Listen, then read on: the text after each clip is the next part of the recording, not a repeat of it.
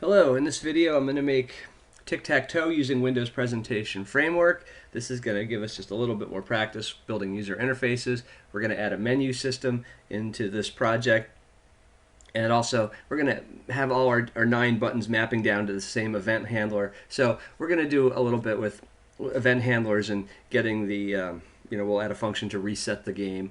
So we'll get into some loops and how to access the controls that we've got on our form programmatically.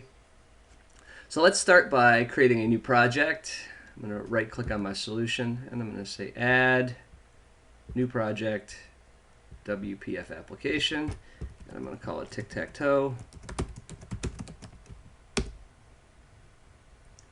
And there is my XAML file. So what I'm going to do now is I'm going to make this window just a little bit more square. So in the XAML, I'm going to find the height and width, and I'm going to set it to be 450 by 450, and I'll change the title to be Tic Tac Toe, and then let me add my row and column definitions to my grid. So the grid is, remember, that's like the kind of the coordinate system for the controls, and then I tell each control where on that grid it's going to go.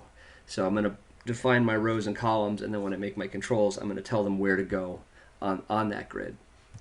So let me add my row definitions, and I'm going to actually add 4 of them because I'm going to have one of my rows is going to be for the menu bar, and then the remaining 3 will be for the buttons. So there's my row definitions. Now let me put in a tag for a row definition. And this tag does not have any contents, so I could actually abbreviate the tag like that. That's called a self-enclosing tag. So if you want to save a little bit of space, you can put your tags in like that. And for the first row, this is where the menu bar is going to be. I want this to sort of size itself to its contents. So I'm going to set its height to be auto, which means kind of shrink wrap yourself around your contents. And since it doesn't have any contents right now, you can see it kind of went away. All right, so now down here, inside of our grid, now that we've got our, do we add our column definitions yet? No, let's do that. Okay, so let's add grid.column definitions. Enter, and now let's put in 3 column definitions. And again, these don't have any contents, so I could abbreviate them using the self-enclosing tag like that. And now we've got a 4x3 grid, but the first row has just been shrunk, so we don't see it. So now let's put a menu bar on our form. So to have our menu bar kind of flow correctly, let's put this thing in a dock panel. So I'm trying to think. A dock panel is kind of like a compass layout in Java, where you could say kind of go north, south, east, west. Let's add a dock panel and specify that we want it to be in row 0 and column 0, and let's give it a column span of 3. Column grid.column span of 3. So now it'll span all 3 columns. And then in here is where we're going to put our menu. And there's a tag for menu. So let's just say menu. And then inside, okay, so the menu is kind of like the menu bar in WinForms. So we don't actually, we're not going to put, the menu's not going to have a name. We're going to put a menu item in the menu, and that's going to have a name. And there's really no difference between like a menu and a menu item. So you'll see here what I mean. I know that didn't make a whole lot of sense. Let me add a menu item, and I'll set its header, which is its text property, to be _file. And you can see now what this does is it turns the F into an accelerator key. So if I hit like Alt F, then it'll go to this menu. And then anything I want to be in the file menu, what I just put as children, or put it inside of the file menu here. So I can say menu item header, and again it's the header equals. Let me put in a reset option for our game, and let me put in a an exit, ex for exit for our game. There we go. And then we'll go add the click handlers later. So you can see now on my form, if I run this, let me kind of zoom in a little bit here. So you can see now. Now I have a file menu. Hopefully, let me run it and just see that it works. Oh, wrong project. Ah, I always do that. It's so frustrating.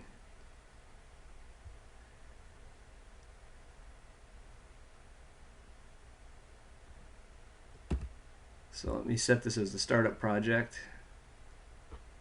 and run it.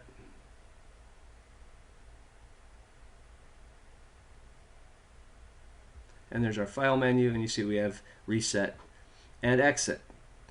Cool. So now let's go add our buttons. Again, we'll put those in our grid. So the easiest way to do this is just going to be to make kind of one button, clone it, and then clone that. Clone a group of 3. So let's put a button here, and let's set its content to be an empty string because no one's clicked on it yet. And let's put it in row. Let's say it's going to be row 1, column 0, and then let's set the font size to be big. Font equals 72, and that way, you know, like the X's and O's in the box will be pretty big. And now let's just copy this button to make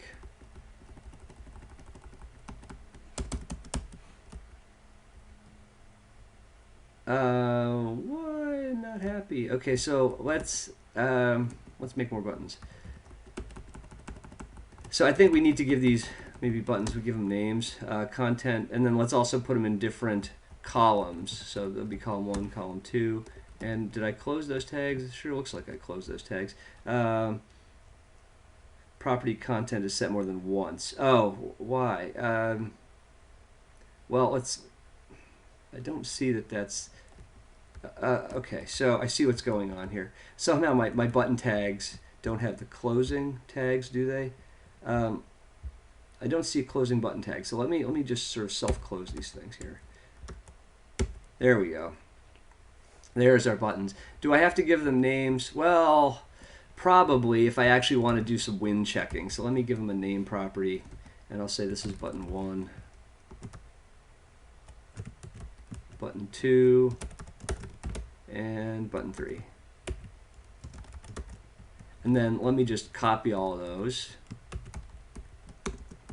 And again, I'm still inside of the grid tags here. Let's make this button 4, 5, and 6.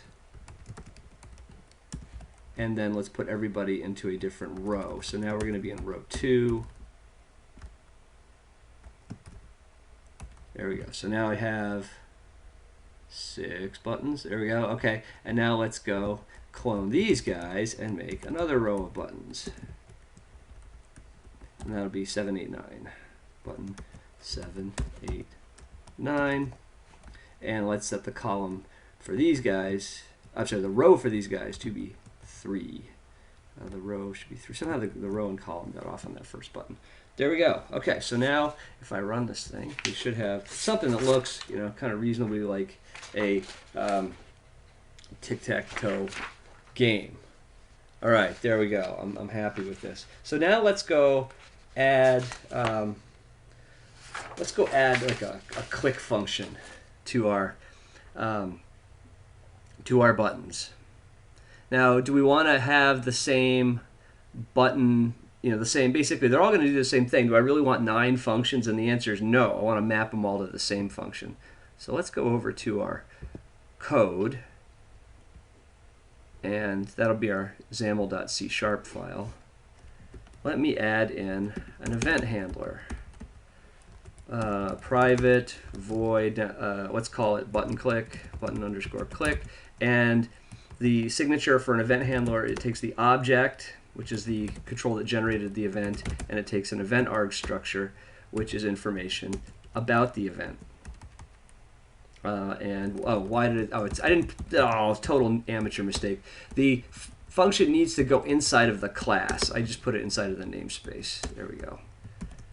So if you look up here, notice that you see the namespace goes down here, you know, and namespace, and then this is the class right here. There's a class for our main window.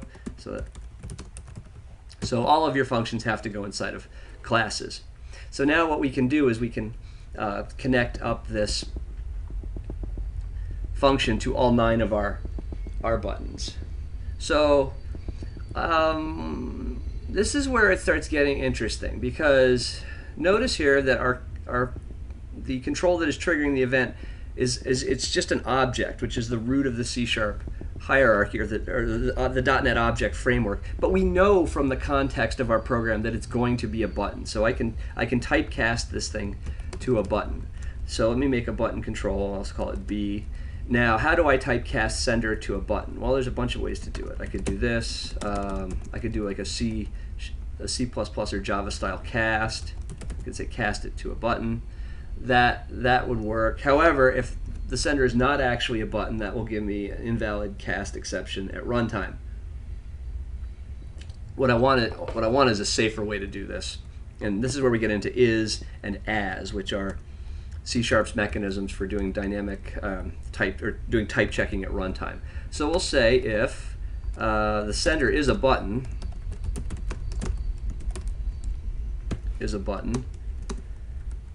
So if basically this object's type, we look up the type of this object, and if it is a button type, which means it's a button or any subclass of a button, well, now we know it's safe to make that cast. So we can say button B equals sender as button. So what this is going to do is cast sender to a button, and if the cast fails, B will be null. But we just checked to see that the thing was a button, so we know that this is going to succeed. And now now that we've cast this thing to a button reference, now we can do button things to it. So now we have to kind of get into the logic of our program. Let's go up to the top here, and like what do we need as far as our program goes? Let's make a string called turn, and we'll set it to x. X will go first. And I think that's kind of it. Okay. We just need a global variable to keep, or not a class variable to keep track of the turn. So we'll say, first we want to make sure that we get the button is actually empty. So let's check to see if the button's content. Okay, so what's the content here? Is that it's an object, right? But I want to see if it's an empty string. So let me cast it to a string using the convert it to a string using the toString function. So I'll say if it's blank. Right now the reason we had to cast this thing to a button is because an object does have a toString function, but it doesn't have a content property. So we can't get the content on an object, but we can get the content on a button. And we know the thing's a button, and that's why we had to do our typecast. So we'll say if the turn is equal to x, b.content equals turn. Oh, you know what? We don't even need to do that there. Sorry. You'd think I'd be able to write Tic Tac Toe at this point. And then now let's flip the turn. So turn equals O semicolon. Do I really need curly braces for this? No. But it's good. It's a good habit. Otherwise, it is now X's turn. So now what we've done is we've said, okay, this control that triggered the event, just check that it's a button. If it is a button, then convert it to a button, and now I can do button things to it because I have the right type of object reference. So we've checked the type of that control at runtime. All right, so now we want our buttons to all map to this function. So let's go do that. We've got our function called button click. Let's go back to our XAML, if I can find the right one. And for each one of my buttons, I can assign its click handler here. I will say click equals, and then the name of the function that gets called. And I'm just going to paste that in to every button.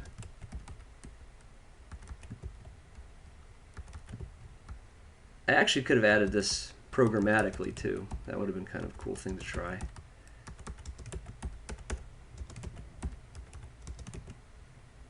Did I get them all? I think so. We'll find out. Okay, so now all 9 controls are mapped to the same button handler.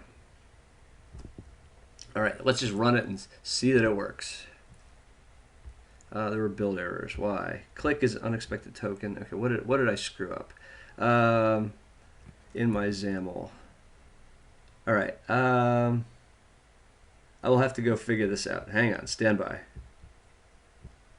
Oh, okay. So it turned out to be a very, very simple problem. I just needed a space between the word click and one of the other tags. So that's all that went wrong there. So just make sure that you've got spaces between your attributes and in your tags. So let me go back and make sure I've got all of the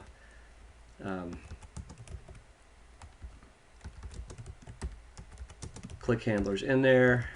Okay, so now I should be good to go. And again, it's you know, one of my criticisms is that this is kind of clunky. Maybe if I had dual monitors, this would be good, but it's kind of clunky. So I just always feel like I'm kind of, it's like I'm working in a line editor or something like that. So let's just run it and see that it works.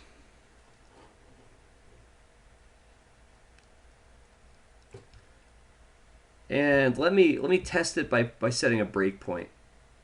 I'll go into my code. I'm going to put F9, hit F9 on that first line of that function, and let's run that and see what happens. So if I click on a button, you can see now the event got triggered. Is the sender a button? Yes. Well, we know that because from the context, you can even see it says it's a system.windows.controls.button. So this test will be true. And now let's cast the thing to a button. So now we have the right type of reference, and now we can check its content. So why is that's bad. Okay, so the content. All right, so interesting. So why is the content? Why did it blow up? Why is the content null? I thought we specified that the content on the button was an empty string. So maybe that's just something I didn't understand. So let's just check to see. Okay, maybe the button content does not equal null. And so we'll do two type checks there. All right, so that maybe we could have put a space in our button. I was not expecting that. Okay, so there's our. Now let's click on a button. Hit F10. I'm hitting F10 to step through. Let's check the content there. So the content is null. And what did I screw up? I said if the content is null. Or, there we go. Now, this is where we get to the short circuit Boolean kind of concept. So if one of these conditions is true, then the whole expression is going to be true. So the second one isn't going to be evaluated. As soon as we say, okay, you know what, this is good, let's just proceed, because at least one of our conditions was true. All right, so if the content is null or it's an empty string, now let's set the content and flip the turn. So why is that X so small? It should be 72 points. Okay, or 72 fonts. Let's keep going here. You can see now. Now, can I click on a button twice? No. All right, so that's pretty good. But there's now what we want to do is just be able to reset the game. We can put the code in to check for wins. That's kind of some brute force stuff. But what about, like, I need to reset the game here? How does that work? How can I do that? Well, let's go make a function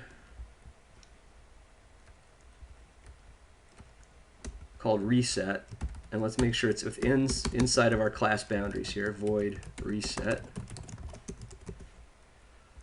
And it's going to be an event handler, object sender event args e. All right, so now the thing is, I don't want to say button1.content equals blank, button2.content equals blank, button3.content equals blank. I could, but that's horrible. What if I were doing like connect 4, which has got like 64 squares or 56 squares or something like that? Isn't there some way to script this using a loop? And there is. So right now I'm inside of a window class, because we can see that our main window class extends or inherits the window. And a window has a list of its control. So everything that a window has, we have, because we have that is a relationship with a window. We are a window. We get everything that a window has. And let's just like kind of see what we've got in here for. Do we have a list of controls? How about, I bet maybe our window doesn't have a list of controls, but I bet our grid has a list of controls. So let's go back to our XAML and make sure that our grid has a name. There's our grid. Let's go give our grid a name so we can access it programmatically. Equals, we'll call it grid 1. And now inside of our code we can access grid 1 because grid 1 is sure to have a list of controls here. So let's just check grid 1 dot controls. No, grid 1 dot children. Yay! Okay, there we go. So let's look at what children is here. I knew it had to happen. Grid 1 dot children. Let's hover over that. Gets a UI element collection of the children of this panel. Okay, that's interesting. So now that's also telling us that a grid is a subclass of a panel. So a grid has everything that a panel has. All right. So how do we loop over this? Well, this is where we could use a for each loop. We could say for each control C in the grid's children. Well, let's do something to C. What if there's other stuff on here? Like we've got a menu bar, or we've got menu items, we have a dock panel. So those are all children of the window too. So we need to check to see, before we reset the content on this thing, we want to make sure that it actually is a button and we're not, you know, clobbering the text on a menu item. So again, this is where we can use is and as. So we'll say, let's try this. If C as button does not equal null, does that work? Then C.content equals empty string. Why can't I do that? Control does not contain a definition. Sorry. Well, okay. So if let's say if the C is a button, then let's try this. C as button dot content equals our empty string. So kind of upcast or cast C to a button, cast it kind of down. It's actually a downcast. Cast it to the more specialized type, and then set its content property to an empty string. Now the question is, does a control actually have a content? Did we need to do that? Let's just try this. C.content. Okay, so control does not have a content property, so we actually do have to make that cast. Okay, so now we've got this reset function. Let's just wire it up to our menu. So let's go to our XAML, not that XAML, this XAML, and let's find our reset menu. Let's put a click function on there. Click equals reset. And then let's run that.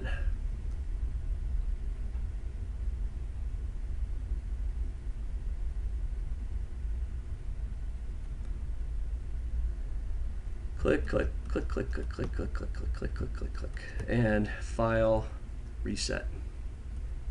Unable to cast a dock panel. Okay, so why did I try to cast a dock panel?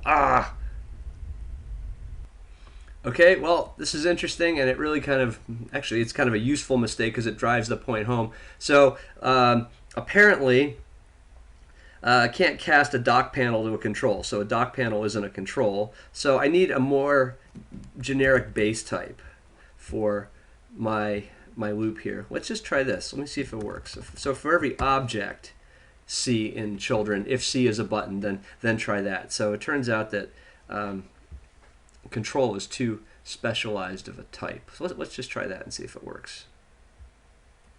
Kind of a useful exercise. File reset And yeah, see, they all cleared up. That's okay. So that's what happens if you try to typecast something to something that it's not, that it can't actually be typecast to, so it'll blow up. So what I did there was I just kind of fell back and used the system.object, because I know that everything is a system.object. So that was interesting. I learned there that a dock panel is not actually a control, it's something else. All right, so there's an example of using is and as to do dynamic type checking and type casting at runtime. We also got a menu bar on this thing, and then we've also figured we also have seen that we can take we can wire up many controls to the same event handler. And then the only very last thing we want to do is just get our exit menu working. So let's go to our exit menu. Let's make a function called exit. And then let's go back to our code. Void exit. And let's give it the signature for an event handler, object sender, event args e. And you may be wondering, okay, I didn't put an access modifier on there. Do I need it? Well, if you don't put it on there, you get private by default. The compiler plays it safe for you. All right, so how do I exit the current application? To access the application, there's a static application object. So application.current, get me the current application, and in there's an exit function. And exit, does it take a status code? Ah, come on. All right. What doesn't it like? Dot exit shuts down and cannot be canceled. Okay. What does it take for parameters? Let's figure this out. Okay, so if you actually use the IntelliSense, you can figure this out already. So exit is not a function that it's a callback. Right? It's an event handler, not a function I'm supposed to call. So exit is not what I want. I actually want shutdown. So that should work. Application.current.shutdown. And let's just try that and see if that works.